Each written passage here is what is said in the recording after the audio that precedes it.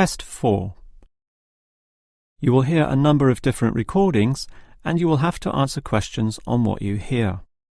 There will be time for you to read the instructions and questions, and you will have a chance to check your work.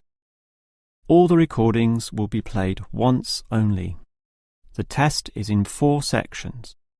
At the end of the test, you will be given 10 minutes to transfer your answers to an answer sheet. Now turn to Section 1. Section 1. You will hear 2 colleagues, Marcus and Ella, discussing a work project. First, you have some time to look at questions 1 to 5.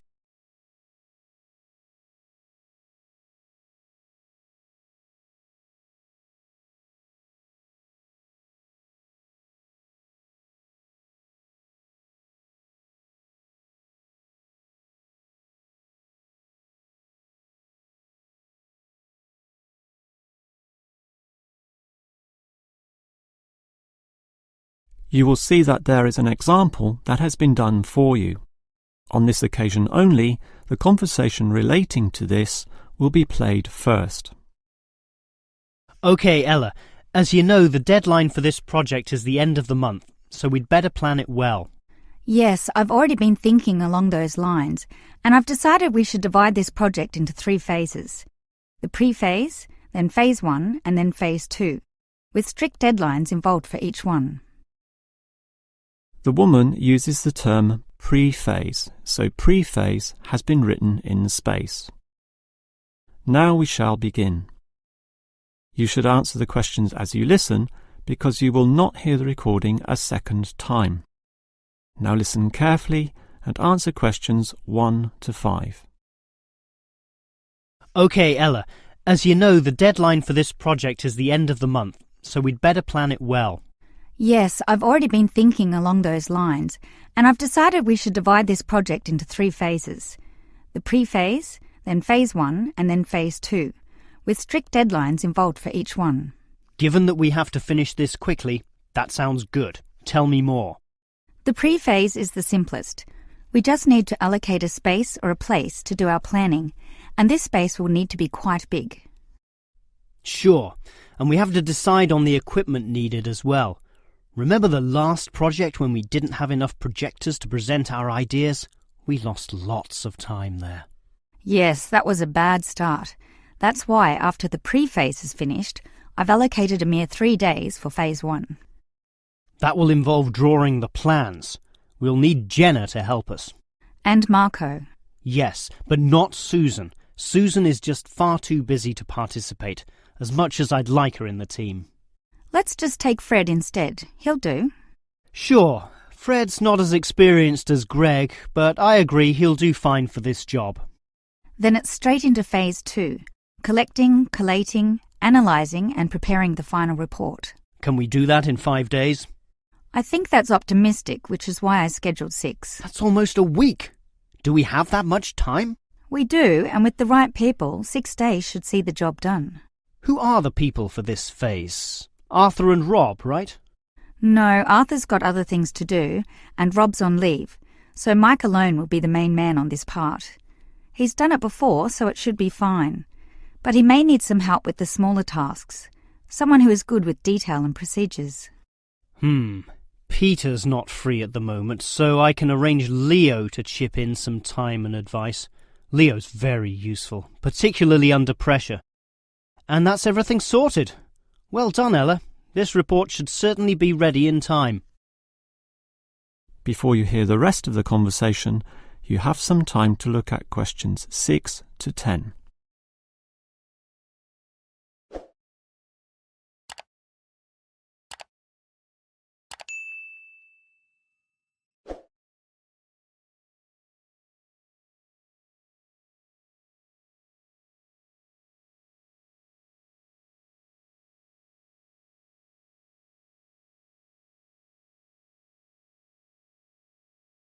Now listen and answer questions 6 to 10.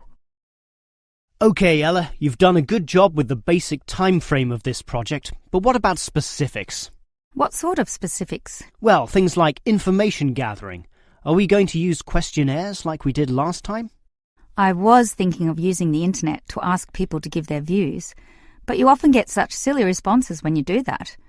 I'm of the view that the best way to find out things is to ask people directly, so that's what we'll do. OK, but that will take longer. We'll probably even have to do some of the work at home. No, I don't think so, as long as we stay back at work for some after-hours meetings. Well, that's better than coming in early. No one functions well in the morning. Also, the final report will need at least 2 appendices. Not only that, we'll have to attach a small booklet to the end, containing printouts of the relevant parts from all the foreign websites we accessed. That will take even more time. Are you sure we can meet this deadline? Yep, I've worked it all out and I'm confident we can do it. Phase 1 should be finished by the 5th, leaving Phase 2 to begin about the 8th or 9th. Now, there's a public holiday on the 10th, meaning that everything should be able to be submitted on the 15th. And after that, we can relax and celebrate on the 25th when the design division gives us approval to go ahead. Ha! You're assuming that the design division will approve this, and that's not guaranteed at all. Oh, come on, Marcus, be positive. You know this should be approved. In fact, I'm even planning the celebration when this is all over. Oh yeah? What's on the agenda then? Well, we definitely don't want to party in the office, do we? We'll want to get away from this place, and we're all too busy with our own lives and families to find a mutual time free for a dinner party. So I thought we'd just buy some nice expensive gifts for everyone who participated. We can just give these to the people here in the office. That sounds fine to me, but make sure they're not too expensive. The budget department will never approve the cost. Don't worry, I know how much I can get away with. All right, I'll leave that with you. That is the end of section 1. You now have half a minute to check your answers.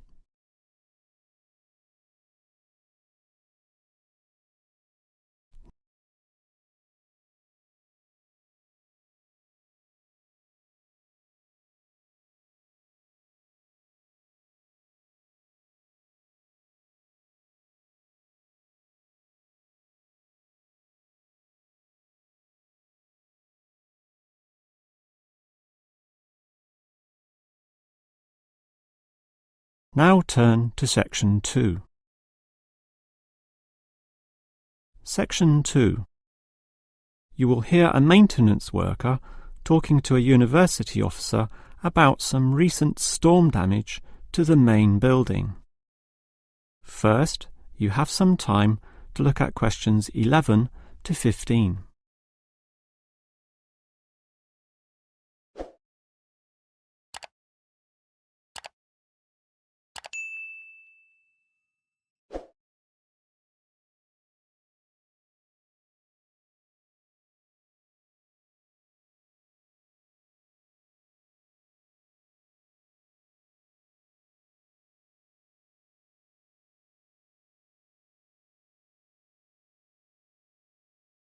Now listen carefully and answer questions 11 to 15.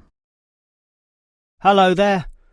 I was asked to tell you about the extent of the damage to the main building caused by the recent storm.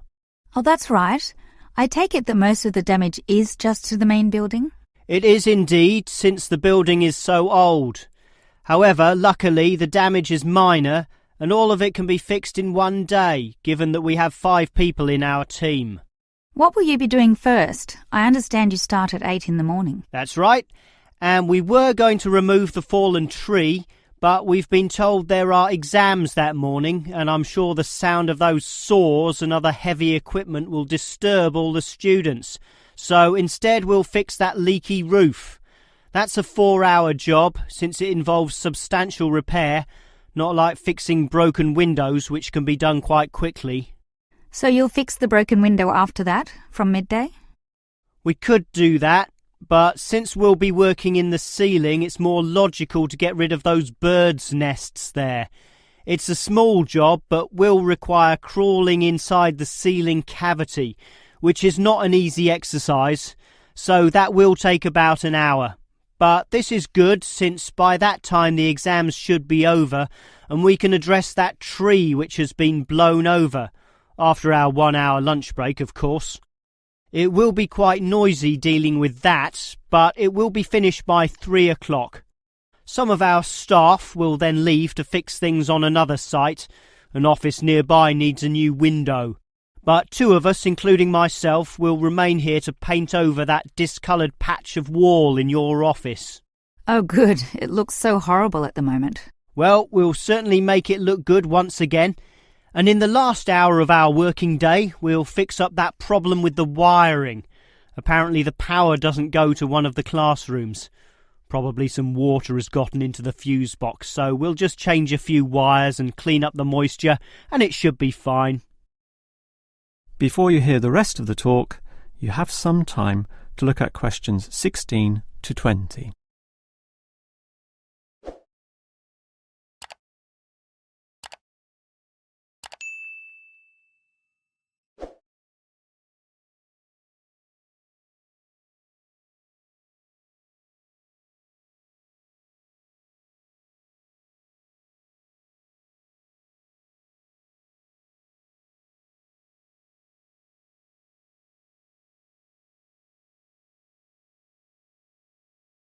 Now listen and answer questions 16 to 20.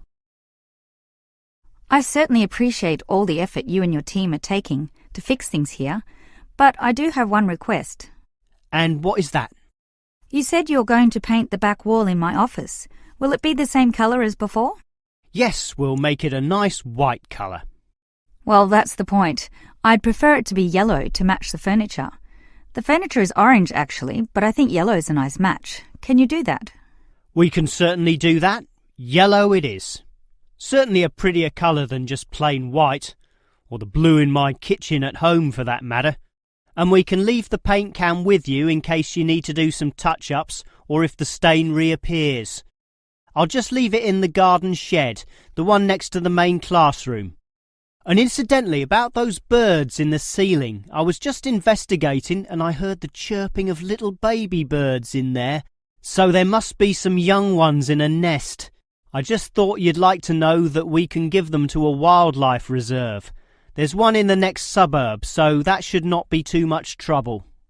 Or you could give them to one of our teachers. I have a colleague who can raise them.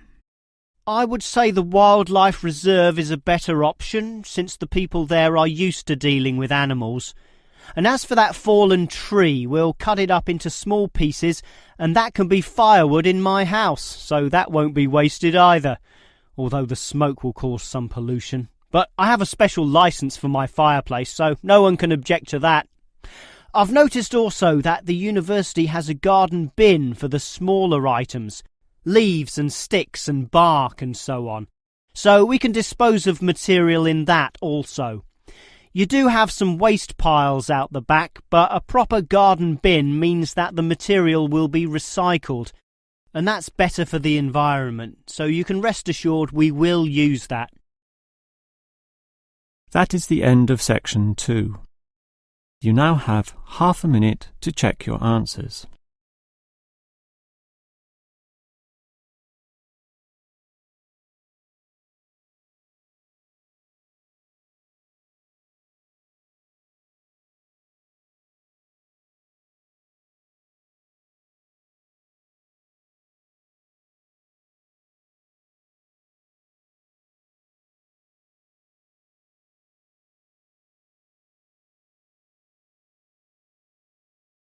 Now turn to section 3.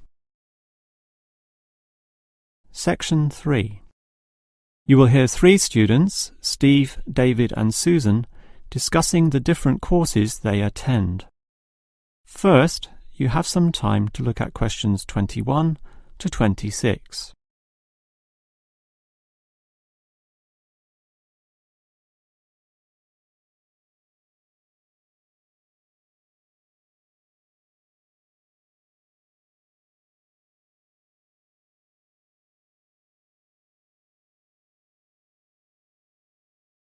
Now listen carefully and answer questions 21 to 26.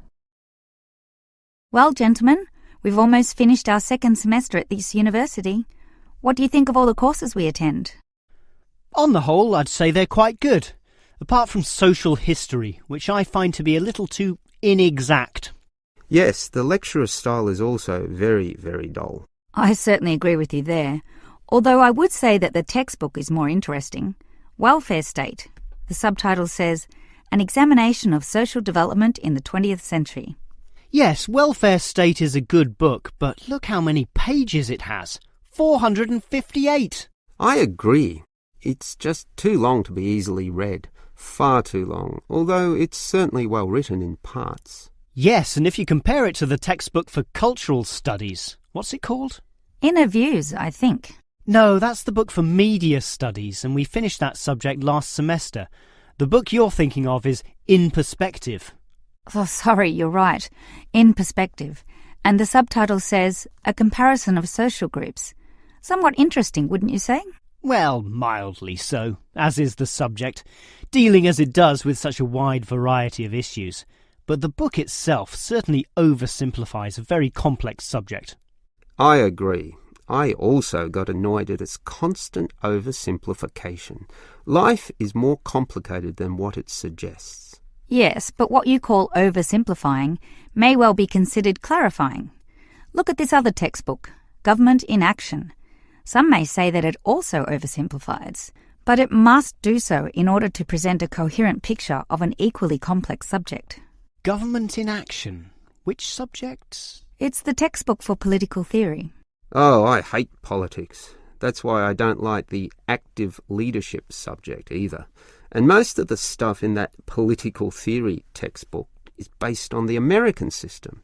You see, it's written by Americans, so it's not even relevant to us here. I'd agree with you there. It's not relevant to us at all, since our government uses the Westminster system. Yes, I suppose that is a problem. Before you hear the rest of the conversation, you have some time to look at questions 27 to 30.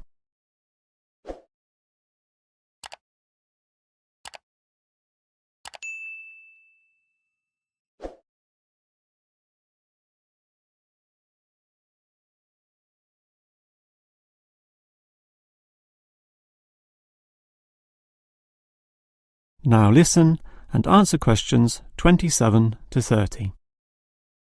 Well, it seems we all have certain criticisms about the textbooks we're using, but at the same time we all like some elements, at least, of the subjects we're studying.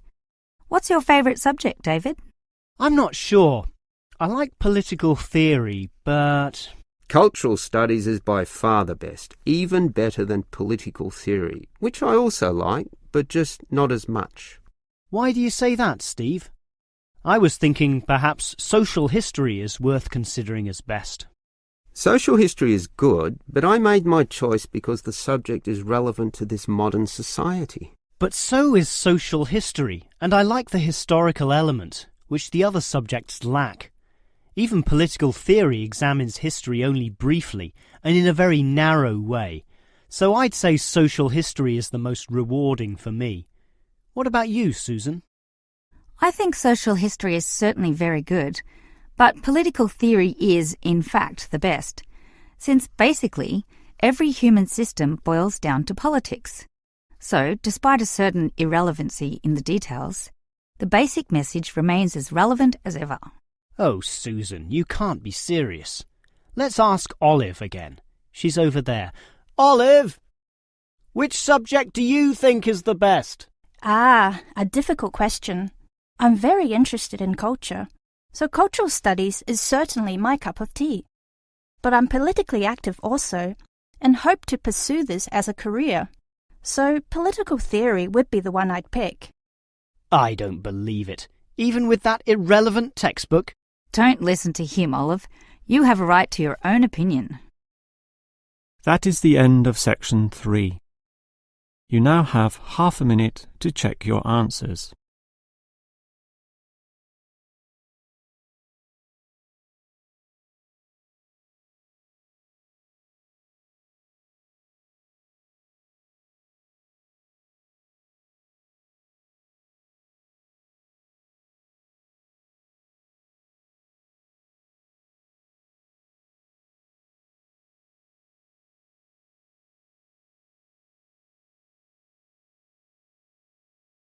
Now turn to section 4.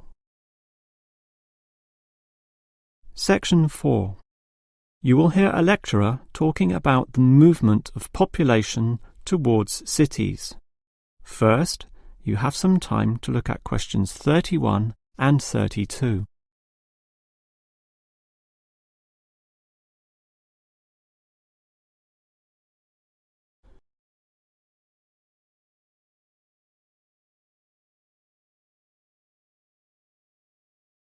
Now listen carefully and answer questions 31 and 32. If you consider the farms of old, the type your father or grandfather grew up on, they were small and labour-intensive, requiring lots of workers. In addition, they often had a diversity of products, be that animal or vegetable, say cows and sheep, or oranges and lemons, with some peaches and a few chickens on the side for the production of eggs. The many workers involved raised their families who needed products and support services, such as medical clinics and schools, so the small country towns had mercantile activity, storefronts and community participation with all ages present and a distinct town culture. And how it has changed. Travel to any small country town in virtually any developed country, and you will often see that these places are now somewhat forlorn and deserted, lacking life and vigour. Many of the residents have long since moved towards the big cities, so the country areas have become depopulated and their downtowns empty. This phenomenon is so predictable and widespread that it even has a name: rural flight or rural exodus, and it has produced some fairly predictable problems. Before you hear the next part of the lecture, you have some time to look at questions 33 to 35.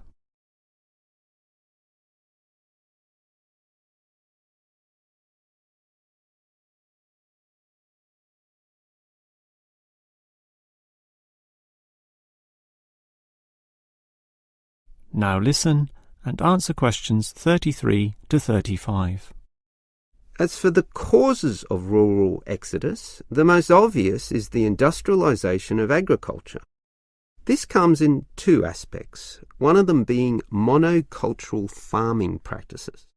What this means is that it is now more efficient to have one product and focus on its needs almost exclusively.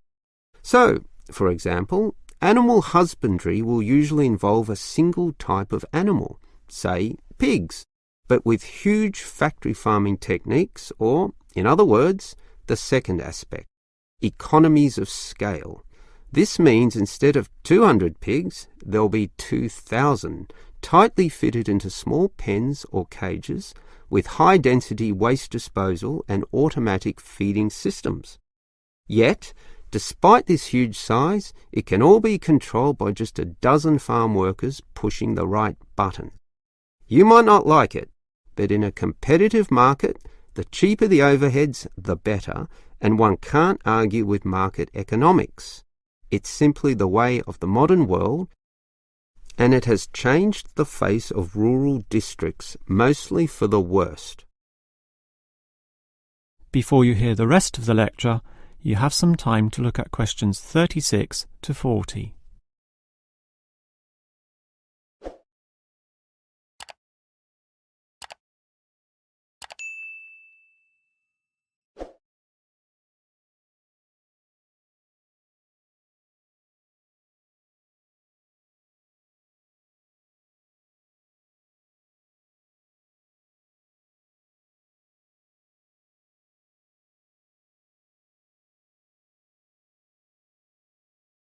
Now listen and answer questions 36 to 40.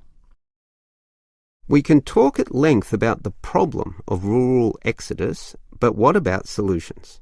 Well, there is certainly some cause for hope, since many are now feeling the negatives of increasing urbanisation, negatives which the countryside generally does not have. Thus, tourism, for example, is certainly one avenue of revenue and revitalisation. The most important consideration here is that the local residents themselves participate in developing such initiatives and deciding what happens, since outsiders, be they state government or city-based planners, do not fully understand the local settings, the possibilities which may be on offer, or the town culture, since even small rural areas can be highly distinctive from neighbouring ones. For example, the Daylesford area has developed a tourist industry based on the natural springs there, putting forward the angle that this water is relaxing and revitalising for the health. There has been the development of spas, saunas and small-scale accommodation within its picturesque hillsides. And another solution is to utilise the predominant local product. This takes advantage of the fact that many city people are developing a dislike for factory-produced and packaged foodstuffs. They are becoming interested in products that can be sold directly to them at a cheaper price while preserving all the freshness from the tree or animal. It is important here that the country area is not only characterised by a specific product, but markets this idea well. For example, many areas of country Victoria have developed widespread grape growing and winemaking facilities and encourage wine tasting tourism, now a thriving industry with an international patronage. Similarly, Harcourt is famous for apples, Shepparton for mature cheeses, and Mildura for its citrus products. Such strategies, done well, give hope that rural areas can revitalise somewhat and once again be lively and interesting places to live in. That is the end of section 4. You now have half a minute to check your answers.